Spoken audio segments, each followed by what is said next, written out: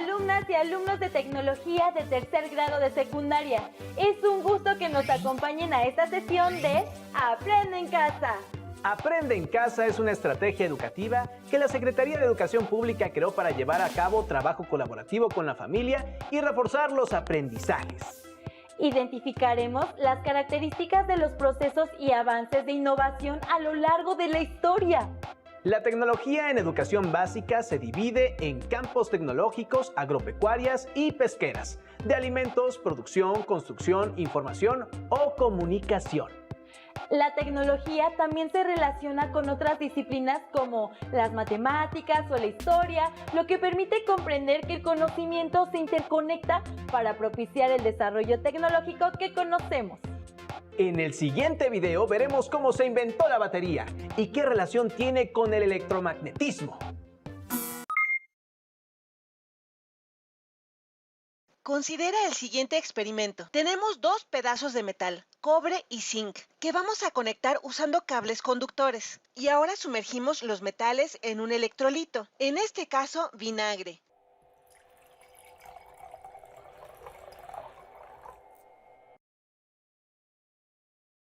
Observarán que se forman burbujas alrededor del zinc, pero no en el cobre.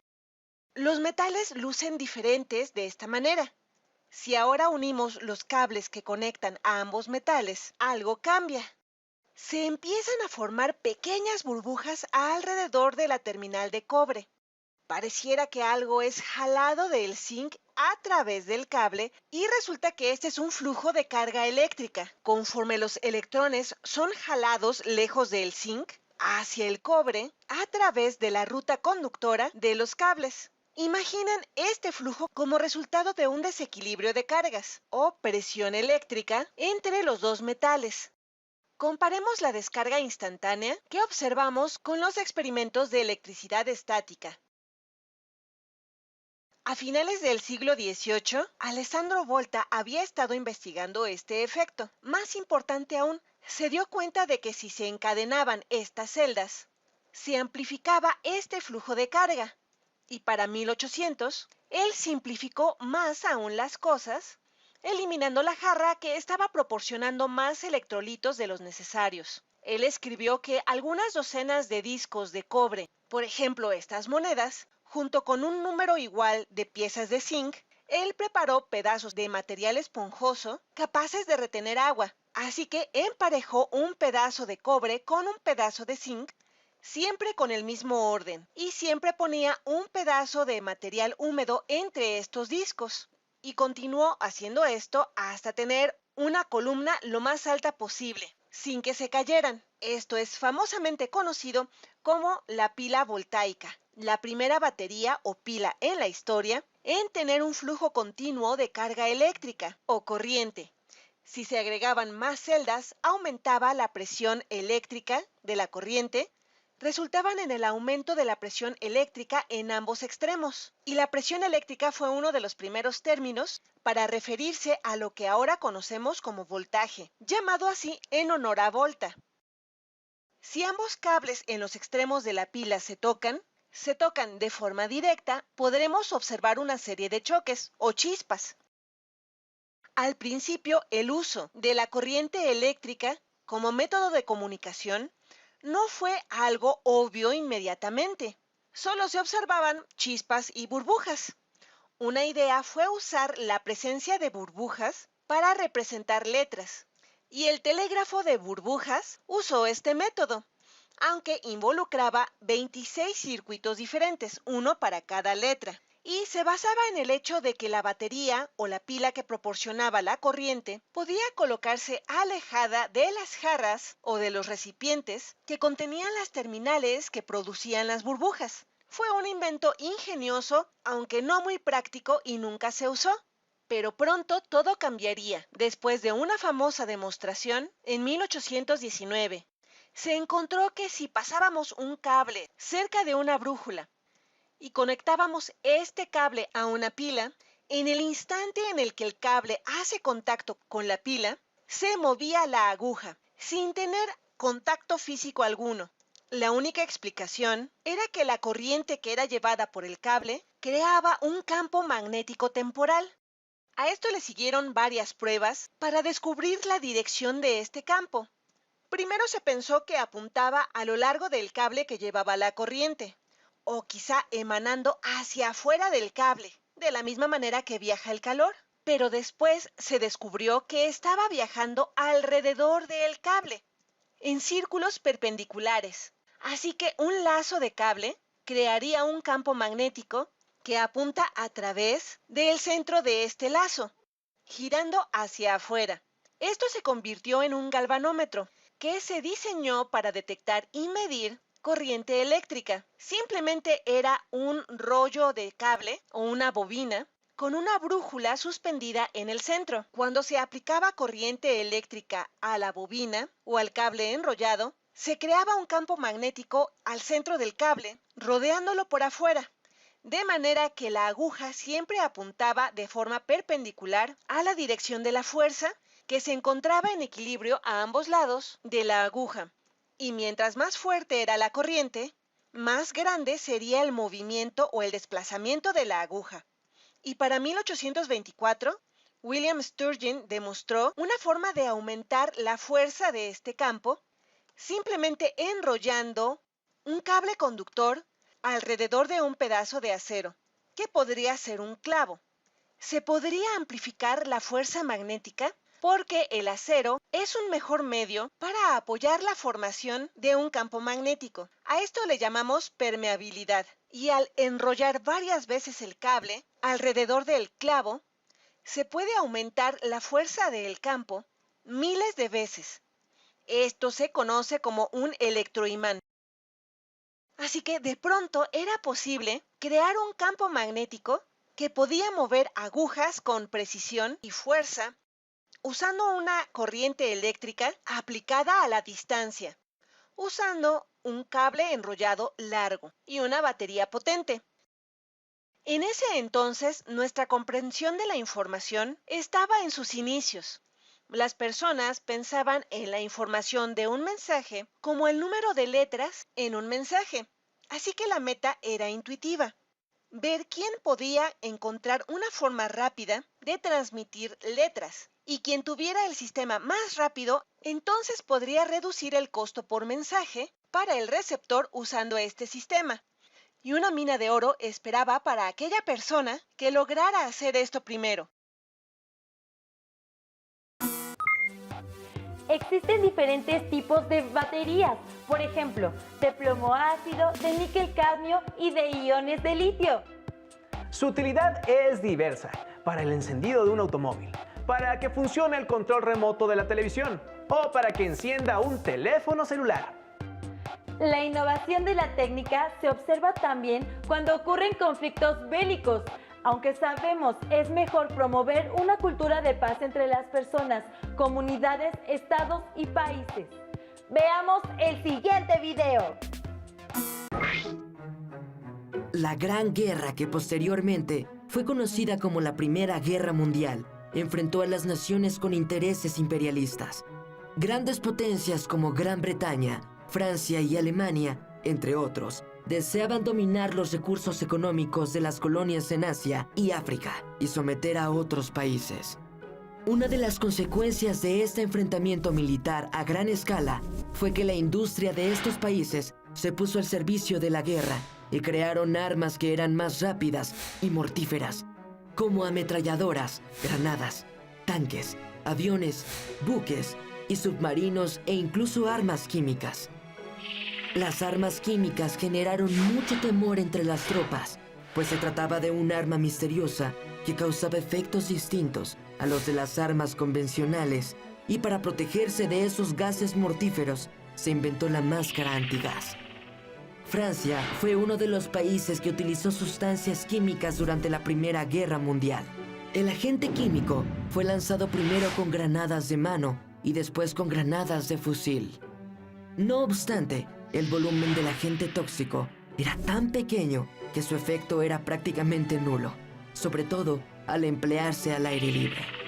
En enero de 1915, durante la batalla de Bolimov, Polonia los alemanes lanzaron contra las tropas rusas miles de proyectiles que contenían bromuro de sililo, un gas lacrimógeno, pero las bajas temperaturas impidieron que el gas se vaporizara y el ataque fracasó. Fue hasta 1915, durante la Segunda Batalla de Ypres, en Bélgica, que las armas químicas dieron el resultado esperado. Debido a que el gas es volátil, para evitar dañar a sus propias tropas, los alemanes esperaron a que el viento soplara hacia su enemigo y lanzaron 170 toneladas de gas cloro contra esas trincheras. De este modo, consiguieron formar una gran nube amarilla de cloro que afectaba a la respiración de los soldados y después de largos minutos de agonía, morían ahogándose en sus propios fluidos corporales. Al mirar esa nueva forma de ataque, los soldados huyeron despavoridos. Este uso de gases químicos tóxicos por Alemania causó gran consternación, pues no solo producía daños físicos, sino también psicológicos.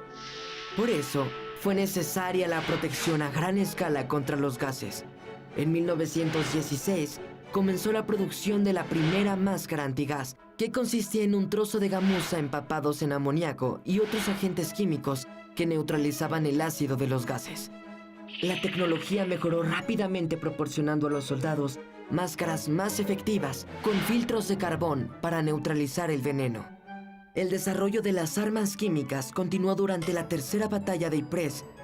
Los alemanes utilizaron unos 50.000 proyectiles cargados con el agente químico que fue bautizado como hiperita. Este agente químico también fue conocido como gas mostaza por el olor de sus vapores. Pero la hiperita no es un gas, sino un líquido que en contacto con la piel no produce heridas inmediatas, aunque después de varias horas aparecen lesiones, por lo que los combatientes en un primer momento no se daban cuenta que habían estado expuestos a una sustancia tóxica. Las máscaras con filtros de carbón no eran efectivas contra la hiperita, por lo que los soldados debieron protegerse con prendas impermeables. Al término de la Primera Guerra Mundial, varias naciones desarrollaron industrias de armamento, incluidas armas químicas. Por ese motivo, la Sociedad de Naciones organizó la Conferencia para la Supervisión del Comercio Internacional de Armas y Munición en Ginebra en 1925. Allí se firmó el Protocolo de Ginebra, que prohíbe el uso de armas biológicas y químicas. No obstante, estas armas continúan desarrollándose a pesar de que se han establecido nuevos protocolos. Recientemente, el grupo terrorista Estado Islámico utilizó hiperita en un intento por controlar territorios de Irak y Siria. ¿De qué manera la humanidad podría aprender de su historia para evitar el uso de estas armas? Como vimos, la guerra es atroz y con ella se han desarrollado técnicas en la construcción de armas y vehículos militares. ¿Qué situaciones favorecieron el desarrollo de la técnica en la construcción de armas? Escriban en su carpeta de experiencias las características innovadoras que identificaron en el video. Veamos algo más sobre el tema. En la historia, el tiempo se relaciona con los acontecimientos de la humanidad. Los historiadores utilizan la cronología para distinguir el antes y el después de estos acontecimientos. En orden cronológico, podemos decir cómo hemos cambiado por las cosas que nos han sucedido. Cuando perdimos nuestro primer diente, cuando obtuvimos el certificado de primaria o cuando nos cambiamos de casa. Pero no todo cambia. También hay cosas que permanecen, que se mantienen constantes y que siguen formando parte de la historia. Por ejemplo, nuestra lengua materna, creencias o valores y algunas formas de vida. Con estas dos nociones, cambio y permanencia, podemos contar nuestra historia y la de la humanidad. Antes de la Revolución Industrial, se utilizaban carruajes tirados por caballos sobre caminos de tierra. Durante la Revolución Industrial, la aparición de la locomotora y el desarrollo del ferrocarril revolucionaron el transporte. Con la aparición del automóvil, se hizo necesario modernizar los caminos, transformando el paisaje. Una consecuencia de la industrialización fue que las ciudades se convirtieron en el centro de la actividad económica. Los trabajadores migraron del campo hacia ellas. Hoy en día, En las ciudades de México, Guadalajara y Monterrey se encuentra la mayor actividad económica y diariamente muchas personas deben trasladarse de las zonas vecinas hacia sus centros de trabajo. La migración internacional a gran escala fue otro cambio histórico que comenzó con la industrialización. Miles de europeos viajaron a América, en particular a Estados Unidos, a través de contratistas, a quienes les pagaban por un viaje en las bodegas de los barcos, en las que habitualmente se almacenaba al ganado. Así estos contratistas obtenían sus ganancias con el transporte de migrantes que se empleaban en las obras del ferrocarril o en el trabajo de las minas. En la actualidad, ¿qué sucede con la migración? Seguramente en tu comunidad hay historias de personas que han migrado en búsqueda de mejores oportunidades económicas a Estados Unidos y han debido hacerlo en transportes que no están acondicionados para ellas, como camiones y trenes de carga. Las personas continúan buscando mejorar sus condiciones de vida, pero también migran por razones políticas, religiosas o por desastres naturales, entre otras. La industrialización del siglo XIX fue un proceso que transformó las relaciones económicas, a la sociedad y la vida cotidiana de las personas. La historia humana es cambio y permanencia en el tiempo, es decir, los procesos históricos pueden implicar transformaciones, pero hay muchos elementos del pasado que se mantienen constantes y que podemos identificar en el presente. De esta manera, las nociones de cambio y permanencia nos ayudan a comprender nuestra historia. Reflexionemos sobre las siguientes preguntas. ¿Cómo se trasladaban las personas por tierra antes de la Revolución Industrial? ¿Cuál fue la relevancia del ferrocarril para la movilidad de las personas? ¿Qué otros requerimientos fueron necesarios para el funcionamiento de estos vehículos? ¿Consideran que es necesaria la innovación constante de la técnica? En su carpeta de experiencias, redacten sus conclusiones para que posteriormente las compartan con su docente. Para reforzar lo aprendido, platiquen con su familia sobre el tema. Es momento de despedirnos. Los esperamos en otra sesión de Aprende en Casa. ¡Nos vemos pronto! ¿Cómo se trasladaban las personas por tierra antes de la Revolución Industrial?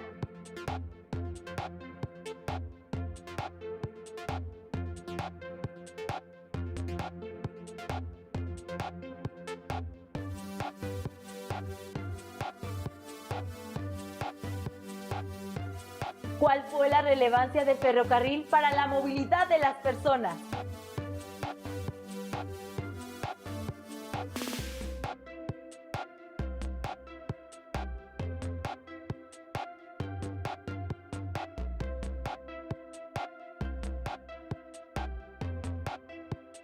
¿Qué otros requerimientos fueron necesarios para el funcionamiento de estos vehículos?